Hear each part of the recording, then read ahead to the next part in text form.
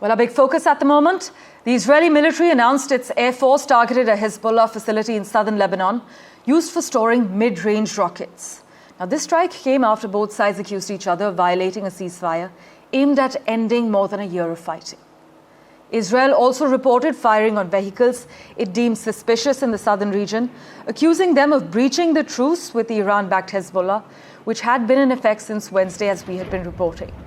But the exchange of accusations has highlighted the fragility of this ceasefire, which was brokered by the United States and France to end the conflict, fought in parallel with the Gaza war. The truce lasts for 60 days in the hopes of reaching a permanent cessation of hostilities. But despite the tensions, Hezbollah's backer Iran doesn't want the conflict to escalate anytime soon, is what analysts are arguing. In fact, Tehran has taken a more conciliatory tone in recent weeks, driven in part by the unpredictability associated with Donald Trump's return to power. Mohammad Ghazali has been tracking all the finer details. He joins us live at the moment.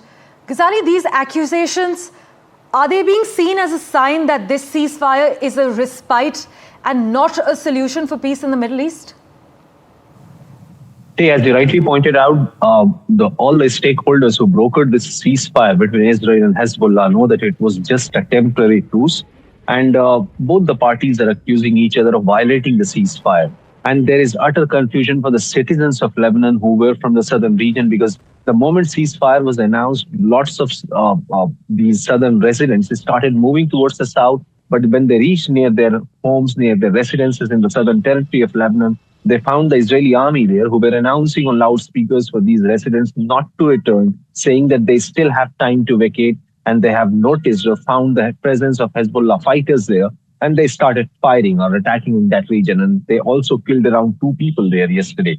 Now, that the Lebanese prime minister had asked people to return, that the ceasefire has been achieved, it has been implemented, and people can return. And on the other side, the Israeli army announcing them not to return. So utter confusion for them. And both the parties, both Hezbollah and Israeli army, are accusing each other of violating the rules of the ceasefire. But this certainly shows that the ceasefire can't be can't stay for very long until the implementation is done in a very genuine way. And all these stakeholders like US, France, UNIFIL, and other Western alliance partners of Israel ensures that they deoccupy the territory. Because one term of this ceasefire is that Israel can remain in that territory for 60 days, or in other words, they have 60 days to deoccupy the land. And that is exactly what Israel is taking advantage of, is what the Hezbollah or the Lebanese government is accusing them of.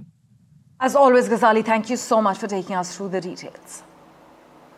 In other crucial news, the United Kingdom and Iraq have signed a landmark deal to strengthen border security. In fact, Home Secretary Yvette Cooper describes the deal as a landmark moment that will tackle small boat crossings at source and also help the pledge to smash the gangs.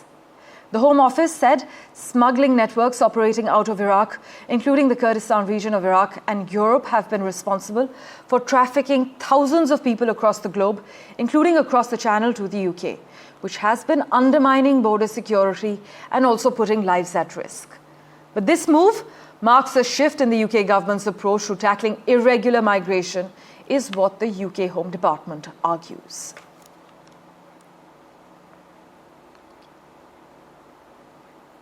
And a quick update from the neighborhood now. Violent protests and clashes following the arrest of Chinmoy Das, a Hindu monk and leader of a minority rights group, have exposed the fragile law and order situation in Bangladesh. The unrest sparked by the arrest and resulting in the death of a lawyer at a Chittagong court was led by thousands from the Sanatani Hindus group. And their main demand is that the interim government, which is led by Muhammad Yunus, ensure the safety of the country's 20 million religious minorities. This includes Christians and Buddhists along with Hindus as well. They have faced attacks from majoritarian mobs, is what people argue, and over 2,000 instances of violence have been documented, with at least 9 minority members killed, often in protests targeting supporters of Sheikh Hasina's Awami League party, though there is a clear communal aspect as well. But Chinmoy Das, associated with the Bangladesh chapter of ISKCON, presented an 8-point list of demands, including swift trials for cases of minority persecution, the creation of a minority protection law, and a Ministry for Minority Affairs and 5-day public holidays for Durga Puja. Despite this, The government there has not responded, although Professor Yunus has met with minority representatives and visited the Dhakeshwari temple as well. For a quick update from Ground Zero, we have with us senior journalist from TRT, Mohammad Kamruzaman. Thanks so much for joining us live from Dhaka. Now, some analysts argue that it appears that the Bangladeshi authorities have been granted broad powers to suppress protests, even those that are peaceful and lawful. But take us through what's the current state of affairs across Bangladesh. Is it still very tense? Actually, the situation is a little bit normal now. The tense is now prevailing regarding the brutal murder of the young lawyer. And you know that already more than 15 people have been arrested, verifying the video footage, and the lawyer who was murdered on broad daylight. So after examining the CCTV footage, police arrested those persons. So investigation is under process. And regarding the safety, security of the minority Hindu people, the government has already stated that they are serious regarding the safety security of all people.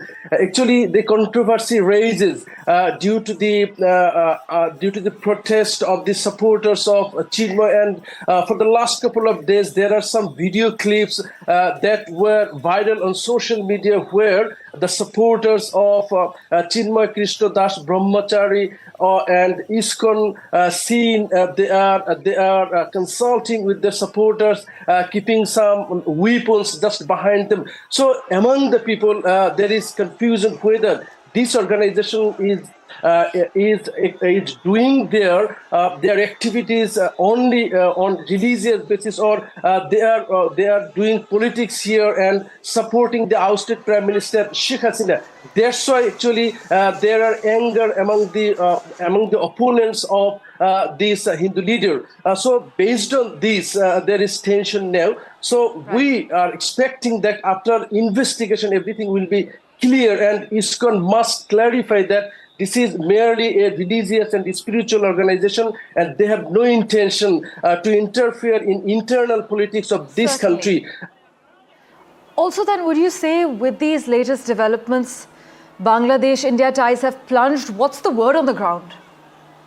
Actually, I want to say very straightforwardly that India must recognize Bangladesh as a very friendly country, neighboring country, and Bangladesh is an independent country. So, you remember that Ubaidul Qadir, the second man of the ousted Awami League government, in public meeting, in public address, said clearly that if Awami League falls, it means that at least 500,000 people will be brutally murdered. He said this because there were many incidents of extrajudicial killings, enforced disappearances. But after the fall of Sheikh Hasina on August 5, there is no that type of violence. Actually, there were many political violence, and some Hindu people were also the victims of that political violence. Right. But it should not be leveled as torturing on minority. But we are expecting that if law enforcers perform their duty properly, and the seriousness that expressed by the advisors and the other officials of the interim government goes on in a peaceful way, everything will be cool, and peaceful environment will be restored. Well, thank you so much, Mohammad Kamruzaman, as always, for joining us with the latest from Dhaka. We will, of course, revert to you for regular updates, and here's sincerely hoping peace is restored there. By the way, British Conservative MP Bob Blackman has strongly raised the issue of atrocities against Hindus and the arrest of ISKCON priest Chinmoy Krishnadas Brahmachari, and said it is unacceptable that religious minorities are persecuted in this way.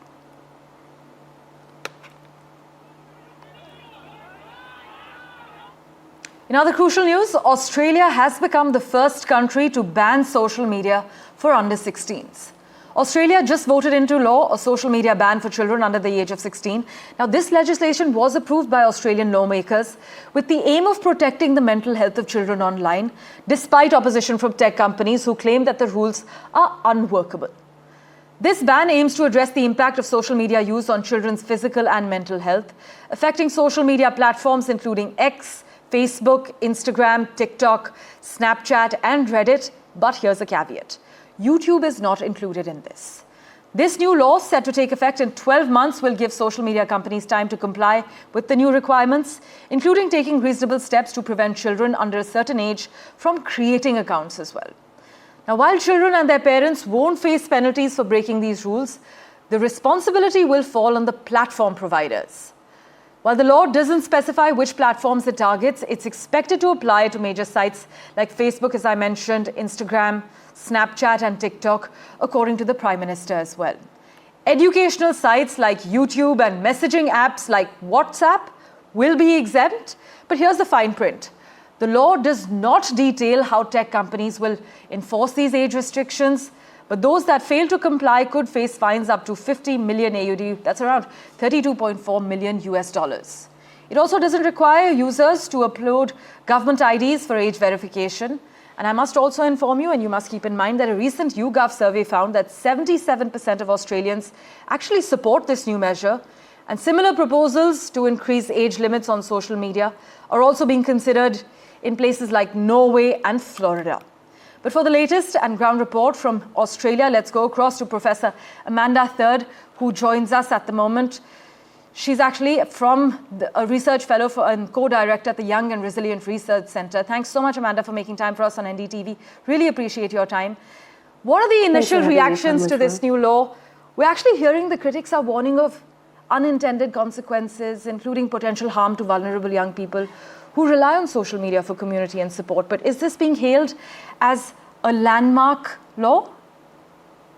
So it is indeed being hailed by the government as a world-first piece of legislation, but I think it's really important that international audiences understand that this really is a piece of legislation that is motivated by local, domestic, political and economic interests, and arguably has not had children and young people at the heart of its design.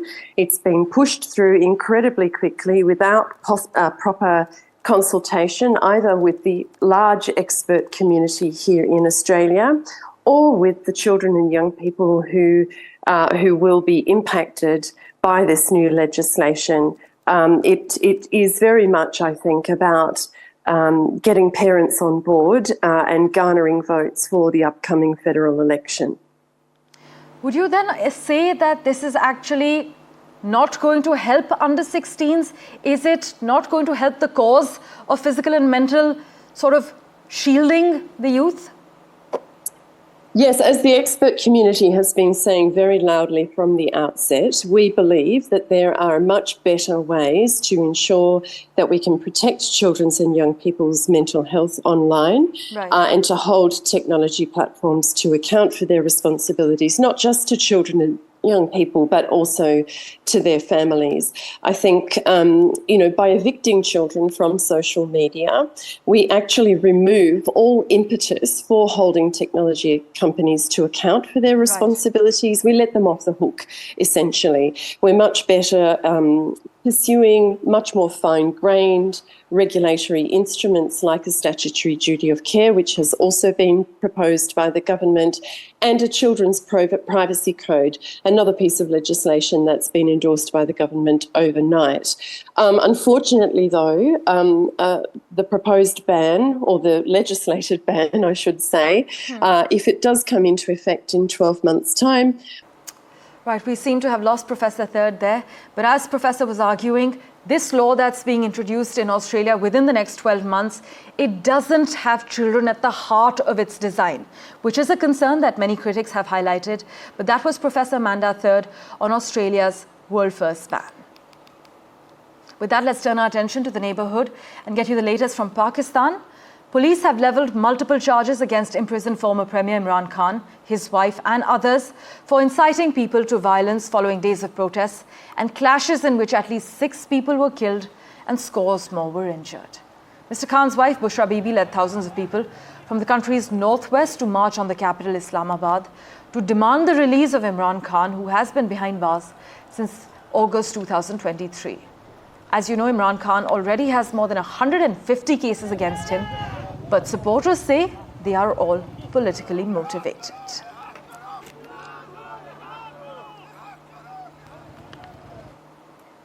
Well, switching tracks, Iran has notified the UN nuclear watchdog that it intends to install over 6,000 additional uranium enriching centrifuges at its enrichment plants and activate more of those already in place, according to a confidential report from the International Atomic Energy Agency that's just released.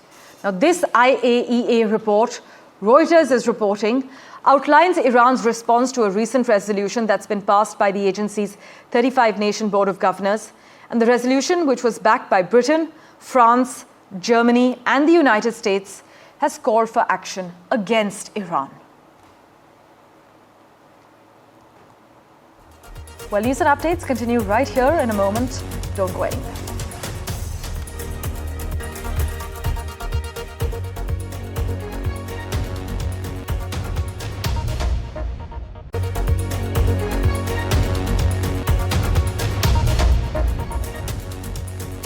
Welcome back. Russia's leader, Vladimir Putin, has threatened to target Kyiv's decision-making centers with its new ballistic missile and also said that Russia would use all weapons at its disposal against Ukraine if Kyiv were to acquire nuclear arms. The Russian president has said that Russia struck Ukraine with 90 missiles and 100 drones overnight in response to Ukraine's attacks with the UK and US weapons last week. But Ukraine's president, meanwhile, has called the attack a vile escalation, adding that cluster munitions were used specifically against civilian infrastructure.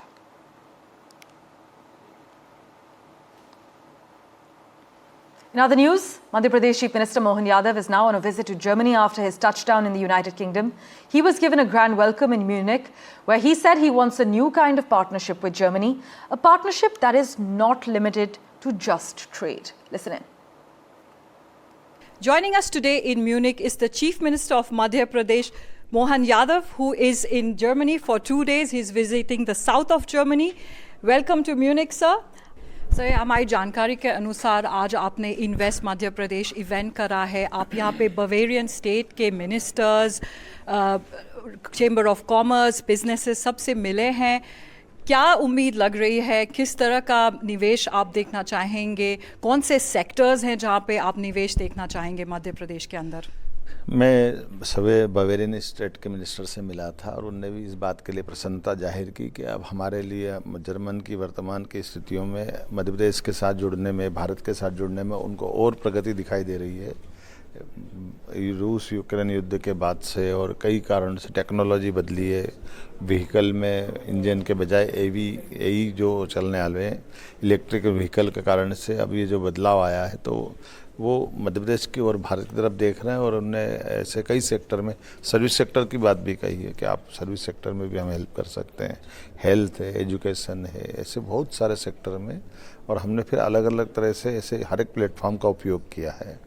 जैसा आपने कहा chamber of commerce से लगा करके मैं कोई इंडस्ट्रियों के अंदर भी गया हूँ जहाँ मिल करके देख करके आया और कई नवाचार करने वाले मित्रों से मिला जिनके पास में टेक्निक तो है लेकिन उनको इन्वेस्टर भी चाहिए. तो हमने उनको इन्वेस्टर उपलब्ध कराने की बात कही है. हर तरह से मध्य प्रदेश के अंदर हर युवाओं को काम मिले, देश के अंदर का मान सम्मान बढ़े. यशस्वी प्रधानमंत्री के नेतृत्व में मध्य प्रदेश देश के अंदर नंबर 1 की स्थिति में आए. हम लगातार प्रयास कर रहे हैं.